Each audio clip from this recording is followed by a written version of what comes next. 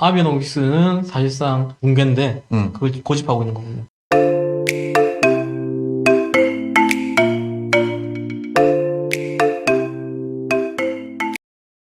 반갑습니다, 박사님. 안녕하세요. 네, 저 박진수입니다. 오늘 일본의 양적 완화가 위험하다, 상당히. 음. 이런 내용을 하시는 건가요? 사실 이런 거예요. 양적 완화를 지금 주요국 중앙은행들은 다 했어요. 네, 미국도 했고, 유럽 중앙은행도 했고, 네. 일본은행도 했어요. 네, 문제는 미국이 지금 이제 여기서 이제 빠져나오려고 하고 있어요. 그렇죠. 그러면은 국경이 지금 터 있지 않습니까? 네. 특히 자본시장은. 네, 그러면은 나 홀로 완화 기조를 유지하기는 어려워요. 미국이 긴축을 하기 시작하면은 일본도 어느 정도 영향을 받을 수가 없는데, 네. 밖에 없는데, 네. 지금 일본은 그렇게 할 만한 지금 여건이 구비가 안 돼 있는 상황이에요.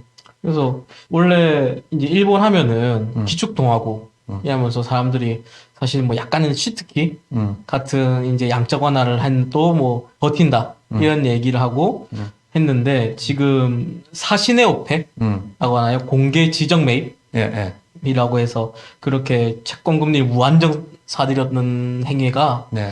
조금 개인적으로 좀 꼴보기 싫었는데 너무 쉽게 가니까 근데 이번에 그게 안 먹히고 있다고. 예, 예. 그러니까 지금 보면은 중앙은행이 시중에 자금을 공급할 때 네. 이제 보통 이제 공개시장 조정을 통해서 이제 자금을 공급하지 않습니까? 근데 방법 중에는 양을 정해놓고 하는 경우도 있고 금리를 딱 정해놓고 하는 경우 아니면은 금리는 시장에 맡기는 경우 뭐 여러 가지가 있는데 이번에 일본은행에서 취하는 방식은 뭐냐면 0.25%라고 하는 금리 수준을 딱 지정을 해놓고 네.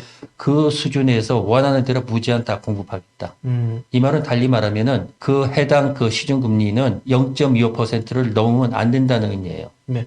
근데 그렇게 된 배경이 보면 이 그래프에서 보여주듯이 미국이 이제 금리를 인상할 것이라고 하는 게 소문이 퍼지면서 미국 금리도 올랐지만은 일본도 그 영향을 받아서 금리가 오르고 있었어요. 네네.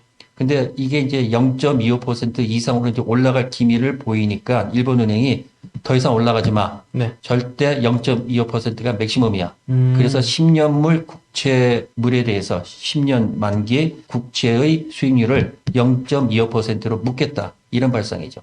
그래서 오늘 일자로 지금 보이는 게 일본의 지금 금리이고 지금 0.45, 0.245% 네. 유지하고 있는 상황이군요. 예. 그런데 그러면 평소 같으면은 이런 N저 형상이 잡혀야 되는데 지금 엔화 약세가 잡혀야 되는데 지금 전혀 잡히고 있지 않다. 올해 두 번째 시행인데 첫 번째는 어느 정도 효과가 있을지 모르겠고 두 번째 시행에서는 전혀 효과를 보지 못하고 있다. 이게 일본 내 지금 언론사들이 지금 공포 분위기를 조성하고 있는 이유지 않습니까? 그렇죠. 그러니까 문제는 이제 엔화 약세 자체가 옛날에 특히 보면은 아베노믹스의 기본 틀은 뭡니까?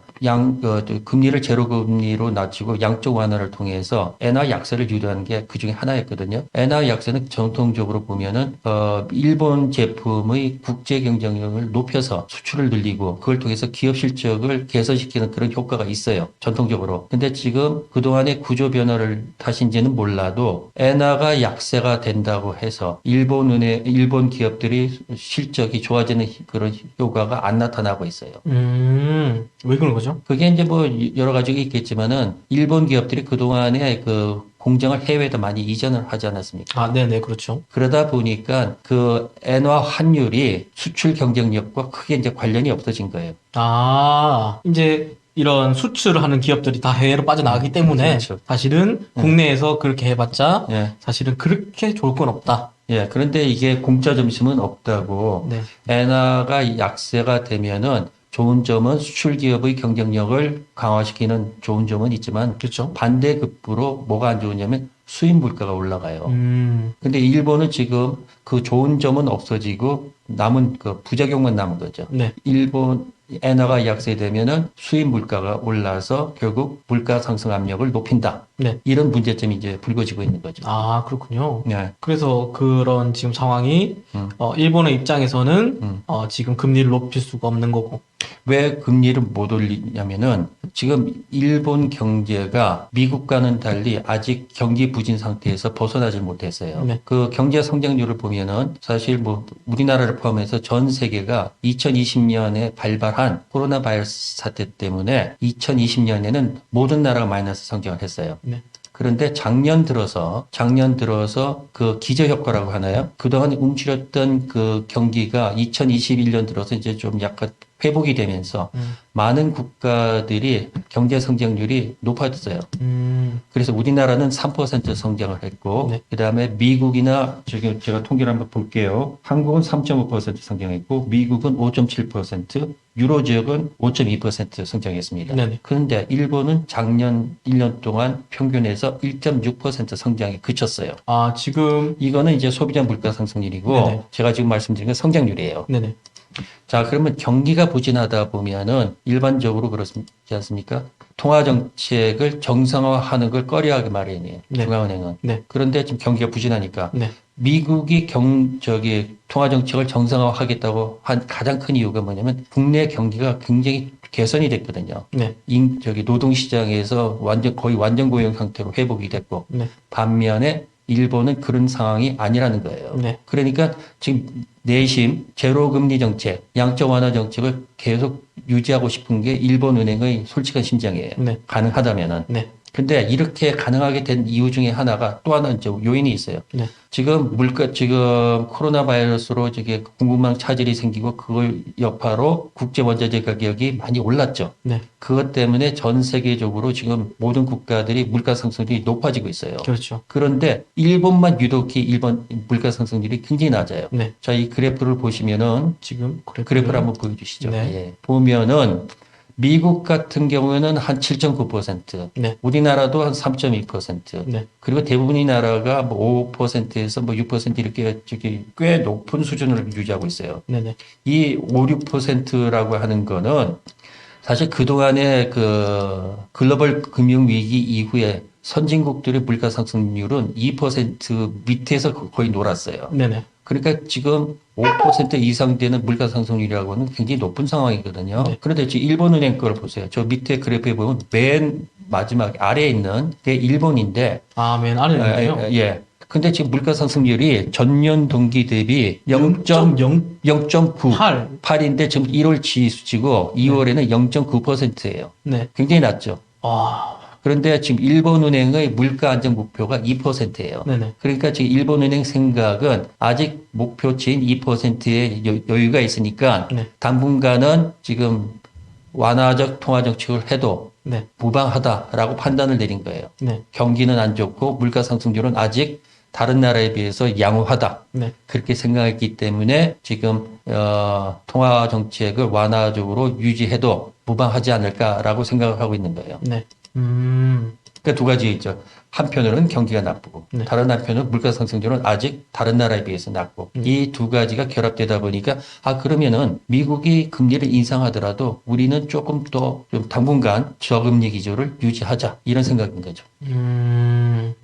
그런데 지금 저금리를 계속 유지할 수 있는 상황이 되는 겁니까? 문제는 이거예요. 지금 저금리를 통해서 얻을 수 있는 이득이 많냐? 그 문제죠. 아, 그게 제일 문제죠, 사실은. 그렇죠. 그리고 저금리라고 하는 게 나름의 또 부작용이 있어요. 네. 그러니까 지금 두 가지죠. 하나는 그 저금리 정책을 하면 필연적으로 지금 엔화 약세가 불가피하지 않습니까? 왜냐하면 미국 등 다른 나라와의 금리 차가 벌어지는 거니까. 네. 그러면 그게 어떤 식으로 작용을 하냐면 엔화 약세로 나타나죠. 네. 그 엔화 약세를 한번 그래프를 한번 보여주시죠. 네. 네. 지금 보시면은 잠시만요, 기다리십시오. 예. 네. 지금 지속적으로 지금 오르고 있어요. 그래서 연초에는 뭐 110N 정도.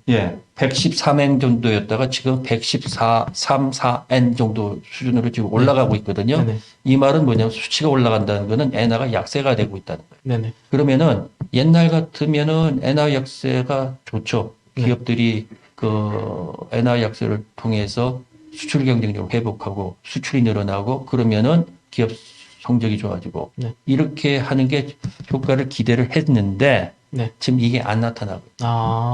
과거처럼 이제 N저 형상으로 음. 기업이 막 살아나야 되는데 음. 그런 게 전혀 안 되는 거군요. 지금 네. 왜냐하면 기업들이 대부분 해외로 지금 이런 생산 시설이 있는 기업들이 해외로 떠나고 있는 상황이기 그렇죠. 때문에. 그러다 보니까 수출 경쟁력하고 큰 메리트가 없는 거예요. 네. 그래서 이걸 반영해서 주가하고 엔화 환율 간의 관계도 깨져버렸어요.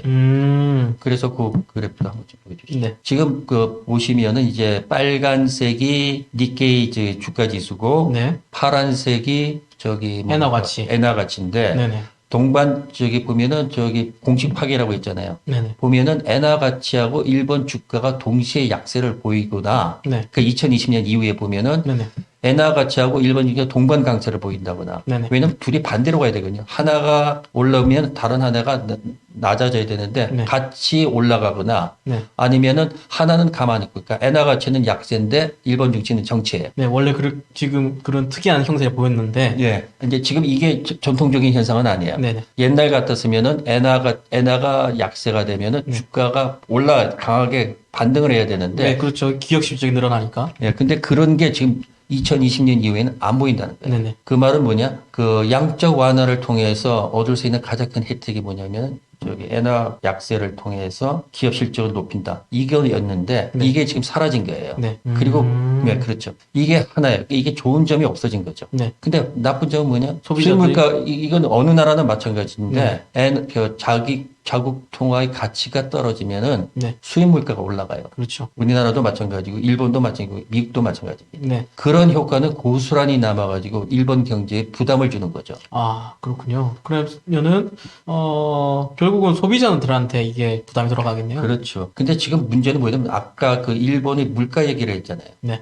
일본의 물가를 얘기했는데 왜 0.9%밖에 안 나왔느냐? 네. 요게 이제 지금 일본 경제가 안고 있는 구조적 문제점이 있는 거예요. 그렇죠. 굉장히 선진국 대열의 대부분 높은, 그렇죠. 우리나라가 지금 인플레이션 3.2%로 보이는데. 비교적 낮지만은 일본에 비하면 세 발의 피해예요. 그렇죠. 그런데 지금 미국 같은 경우는 거의 8%대고 네. 그리고 웬만한 나라는 다 5%대요. 일본은 거의 디플레이션을 걱정해야 될 상황인 그렇죠. 거예요. 지금 0.9%라는 건 굉장히 낮은데 네. 이게 가만히 들여다보면은 뭘로 이걸 갖다 극복을 했냐면은 기업들이 이윤을 축소를 하고 그러니까 가격 인상을 안 함으로 해서 이윤에서 손해를 보는 거예요. 네. 아니면은 임금을 동결시키거나 두 가지로 같이 하다 보니까 0.9% 상승에 그친 거죠. 네. 지금 이 말은 뭐냐면 기업이나 일본 그 가게들이 그동안에 상당히 허리들을 졸라맸다는 거죠. 네. 허리들을 졸라맸는데 지금 수입 물가가 올라가면은 네. 이제 여기다 이제 더 얻는 거죠, 부담을. 네. 이게 그러니까 기업들이나 시장의 안정을 위해서 사실은 이런 근로자라고 표현해야 될까요? 이런 소비 이제 일하는 사람들의 임금을 동결해서 경쟁력을 계속 키워왔었는데 사실은 그 역효과가 시장이 얼어붙는 결과를 만든 거군요. 그렇죠. 그러니까 지금 말하자면 정상적이라고 하면은 기업이 원가가 오르면 그걸 가격에 일부 전가할 수 있어야 되는데 네. 전가할 수가 없을 정도로 지금 경쟁력이 약화된 상태예요. 소비자는 이런 금리를 올릴 순간 이걸 또 안을 수 없는 상황이다. 그렇죠. 왜냐하면 그동안 임금이 정체돼 있었는데 네. 지금 여기서 이제 하나 재밌는 현상이 뭐냐면은 네. 물가 상승률이 지금 미국은 8% 아니에요. 네. 일본은 1%라 칩시다. 네. 그러면은 6%만큼 일본 가게들은 득을 본 거죠. 네. 그런데 이거하고 그러니까 지금 일본은 임금 동결을 통해서 1%의 물가 상승률을 잡는 데 성공을 했어요. 네. 반면에 미국은 그러지 않고 그걸 고스란히 가격을 전가해서 인플레로 다 발현됐죠. 네네. 그러면은 인플레가 나쁜 이유가 뭡니까? 인플레가 나쁜 이유는 사실은 가격 상승으로 인해서 소비자의 부담이 증가하기 때문이죠. 구매력이 떨어지는 거죠. 네. 말하자면 호주머니가 헐거워진다는 거죠. 네. 그런데 소득이 줄어서 헐거워지는 거하고 네. 물건값이 올라서 구매력이 떨어지는 거하고 결과적으로는 똑같은 거 아니에요. 네네. 그러니까 일본이 지금 그런 상황이에요. 네. 물가 상승률은 낮지만은 네. 임금 동결을 통해서 얻은 물가 안정이기 때문에 이것이 구매력 면에서는 동일한 효과, 물가 상승만큼 동일한 효과를 가져온다는 거죠. 네. 그러니까 물가 상승이 낮았다고 해서 웃을 수만은 없다는 거죠. 네네. 거기다가 지금 일본의 경우에는 생산자 물가 지수가 9% 상승했어요. 네. 이 말은 뭐냐면은 파이프라인을 통해서 지금 물가를 올릴 수 있는 압력이 상당히 커져 있다는 거예요. 아, 원자재 가격이 상승했다는 그렇죠. 거군요. 원자재 가격이 공급망 차질이라든지 국제 원자재 가격 상승 여파는 일본도 피해갈 수는 없는 거예요. 그렇죠. 그러니까 생산의 물가는 다른 나라처럼 많이 올랐죠. 네. 단지 그게 소비자 물가로 반영이 안 됐을 뿐이에요. 네. 그러면 뭐냐? 언제까지 이렇게 내핍을 통해서 막을 수 있느냐? 그건 기대할 수가 없다는 거죠. 아. 언젠가는 터질 거라는 거예요. 네네. 근데 이런 상태에서 엔저가 계속 지속되면은 어떻게 되겠습니까? 그러면 물가는 오르고 네. 임금은 동결된 상태에서 네. 물가 상승, 물가마저 이제 현실화돼 버린다. 네. 그러면 일본 가게는 견딜 수가 없겠죠. 그렇죠. 그러니까 이런 말하자면 엔저의 긍정적인 효과가 없어진 상태에서 나쁜 효과만 지금 강화되고 있고 앞으로 더 심해질 거다. 아, 그러면 결국은 남은 수는 임금 상승을 시켜야 되는 건데, 이게 장기적으로 대처해야 되는 부분인 건데, 이거를 갑자기 급박하게 올린다고 하여, 사실은 그게 정상적으로 대응이 가능한 부분은 아닌 거지 않습니까? 저는 그래서 지금 구로다 총리가 총재가 지금 옛날 뭡니까 아베노믹스를 한 사람 아니에요. 네. 근데 이 사람의 저금리 정책이라고 하는 게 굉장히 보면은 옛날식 사고를 반영하고 있어요. 네. 저금리는 무조건 경기를 갖다가 촉진하는 효과가 있다. 네. 근데 이게 지금 이제 깨져버렸어요. 아까 그렇죠. 방금 말씀드렸듯이. 네. 외려 저금리에 대한 피해가 이제 커진 거죠. 네. 근데 지금 구로다 총재는 이걸 계속 고집하고 있는 거예요. 아, 아베노믹스는 사실상 붕괴인데, 그걸 고집하고 있는 거군요. 그렇죠. 아베노믹스가 처음에는, 아베노믹스 처음 시작을 했을 때는 이게 엔화 약세를 유도하고 그것이 기업 성적, 실적 개선으로 연결이 됐어요. 네. 그런데 문제는 여기서 그다음 임금 상승으로 연결이 안 됐어요. 네. 그러니까 아베노믹스가 마지막 단계 임금 상승으로 연결된 그 관문에서 실패한 거죠. 아, 그런데 지금 그런 현상이 지금 계속 유지되고 있는 거예요. 이 소비자의 이런 경쟁력 강화를 통해서 선순환이 일어나야 되는데, 그 선순환을 실패한 거군요. 그렇죠. 그러니까 지금 여기서 이제 일본의 문제점이 이제 드러나는 거예요. 네. 소위 말해서 거시경제 정책을 통해서 경제 상황을 호전시키는 데는 이제 한계에 봉착했다. 옛날 같은 그런 전통적인 채널이 작동을 안 한 상태에서 구조 조정을 지금 계속 밀어오다 보니까 일본 경제의 생산성이 굉장히 지금 많이 오르고 있질 않아요. 아, 그러면 마치 예전에 잃어버린 30년. 그게 지금 잃어버린 이제 이대로 가면 이제 40년이 될 수도 있는 거죠. 네. 아, 그때 일본 대공황 때의 상황과 굉장히 매우 흡사하네요. 네네. 그러니까 이게 정책 딜레마죠. 그러니까 말하자면 금리를 올렸다가는 지금 가계가 그나마 지금 금리 부담이 세질 것 같으니까 올리질 못하고 있는 거예요. 네. 물론 일본의 그 가계부채 비율이 우리나라보다 낮아요. 65% 정도밖에 안 되는데 네. 그렇지만은 여전히 많은 가계가 부채를 안고 있는 건 사실이에요. 네. 이 상태에서 금리를 올리면은 그렇지 않아도 임금 동결로 구매력이 낮아진 가계의 부담은 더 커지는 거죠. 네, 지금 뭐 보고서를 보니까 주택 자금을 통한 이런 대출이 많고 심지어 변동금리가 많다. 그렇죠. 네, 이런 상황이면 뭐 사실 금리가 올라버리면은 뭐 그쪽에선 임금이 낮으니까 어떻게 대응할 수단이 없는 거네요. 그렇죠. 그러니까 일본이 왜 잃어버린 10년, 20년, 30년 이걸 거쳤냐면은 제때 구조 조정을 안 한 겁니다. 네, 그죠? 옛날에 그 플라자 합의 이후에 엔화 강세를 유도했을 때 일본은행이 엔화 강세를 또 추가적으로 유발할까봐 금리를 인상을 못했어요 그때. 그러니까 지금 금리를 올려야 돼. 왜냐면 경기가 뜨거워지거든요. 지금 그 당시에 그 일본 경제가 굉장히 따끈따끈했어요. 부동산 쪽으로 막 돈이 몰려가고 그러다 보니까 좀 약간 냉각을 시키기 위해서는 금리 인상을 할 필요가 있었는데 그때 금리 인상을 못한 이유가 뭐냐? 엔화 강세를 촉발할까 봐. 그때도 비슷한 딜레마예요. 금리를 올려야 되는데 엔화 강세로 올까봐 못한 거예요. 네, 근데 지금도 비슷한 딜레마죠. 네. 금리를 올리자니 그렇지 않아도 취약한 가계의 구매력이 더 떨어질까봐 못 올리고 있는 거예요. 네.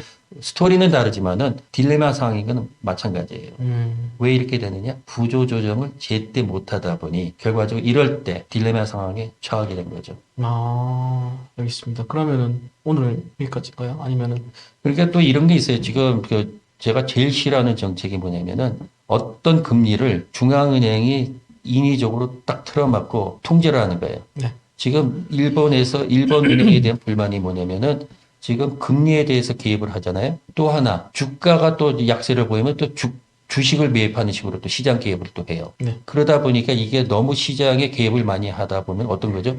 계획 경제의 비단이 그대로 나타나는 거죠. 자원 배분이 왜곡이 되는 건데 대표적으로 그래요. 10년물 국채를 찍어서 시장 개입을 하다 보니까 나머지 여타 만기의 시장 금리는 오르는 거예요. 네. 그래서 예를 들어서 30년짜리하고 10년짜리의 금리 격차가 벌어지고 있는 거죠. 네. 10년은 0.5에서 묶여 있는 반면에 30년은 개입을 안 하니까 계속 올라가는 거고. 네. 왜? 미국에서 금리를 올리니까 대응을 해야 되니까. 예, 그렇죠. 이게 시장 왜곡을 일으키는 거거든요. 네. 이런 게 좋지 않다는 거예요. 음. 그러니까 저게 모든 문제는 정책은요. 서서히 본원적인 문제부터 근원적인 문제부터 풀어서 네. 하나하나 해결해 놔야지 나중에 지금 일본이 처한 그런 딜레마 상황에 안 빠지는 겁니다. 네. 지금 일본은 그 딜레마 상황에 빠진 거고요. 아, 네. 오늘은 지금 아베노믹스가 사실상 실패, 복음 붕괴, 그리고 저기 나홀로 네. 완화는 불가능하다. 네. 그리고 굉장히 위험하다. 네. 일본의 경제 상황이 굉장히 위험한 상황에 직면했다. 그게 좀 애처롭다고 얘기를 하나요? 그렇죠. 위험하다기보다는 네. 좀 뭐라 그럴까 불안 국면을 지속할 수밖에 없지 않느냐 이런 우려도 생기는 거죠. 저는 대가를 쓴 만큼 되돌려 받는 걸 생각합니다. 공짜는 없다. 네. 뭐 사실은 자기들이 뭐 국가 이런 뭐 기출동화라고 뻥이다가 뭐 이렇게 된 게 아닌가. 근데 반면 교사를 삼아야 돼요. 그럼 우리는 일본에 대해서 뭐 우리는 일본에 갖고 있는 문제를 안 갖고 있냐? 그건 전혀 아니죠. 아니죠. 그러니까 반면 교사로 삼아서 네. 우리가 일본이 처한 그런 정책 딜레마에 빠지지 않도록 우리도 정책 환경, 그러니까 이제 구조조정을 제때 한다든가 이런 식으로 좀 많은 신경을 써야 됩니다. 네, 알겠습니다. 오늘 말씀해 주셔서 정말 감사합니다. 감사합니다. 네, 그리고 다음번에는 일본의 이 엔저 이런 임금 동결 상황에도 왜 기업들이 빠져나갔나에 대한 얘기를 하도록 하겠습니다. 네, 감사합니다. 감사합니다.